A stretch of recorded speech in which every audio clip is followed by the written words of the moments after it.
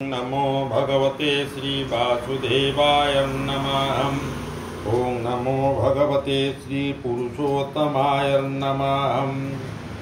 अथ श्रीमद्भागवत षोडशाध्याय। कलिरे खिन्न धरा धर्म गोवेशे कथोपकथन करन्ते तहि परीक्षित आगमे षोडश वृत्तान्त। सुतोवाच स्वभावे अभिमन्युच्युत अति विक्रमी परीक्षित। ब्राह्मण वाक्ये जन्म काले संभवी हस्तिना मंडले राज्यावरी महातेजे विप्रवचन शुण गुण भजे। विराट सुत सुता थिला स्नेहे परीक्षित देला। उत्तरा सुत भाग्यवती नाम ताहार इरावती। ताहार गर्भे चारी सुत धर्मे संपादी परीक्षित। कुमार जन्मंजय आदि सकल गुणे से प्रसिद्धि। आनंदे राजा परीक्षित यज्ञ बरिला पुरोहित। गंगार तीरे वेद सिद्ध साधिला तिनी अश्वमेध।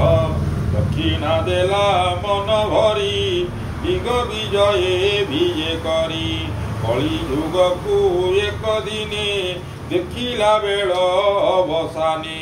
से शूद्र जाति नृपजे लोह मुसल धरी भजे।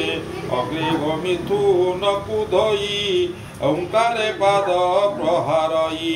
ताहाकु देखी नृपमणि दक्षिणे भुज धरी आनी। बंधन कला बाहुबले से वीर बहनी मंडले। मंदे सुत मुख शुणी सौनुक आदि मने गुणी। आनंदे देई कृतकृत्य कहन्ति शुण मुनि सुत। सप्तदशाध्याय। कली दंडिले परीक्षित शपथ देशे बेचरित। सुतवाच एबे हो शुण मुनि जने हरिचरित सुधा मने।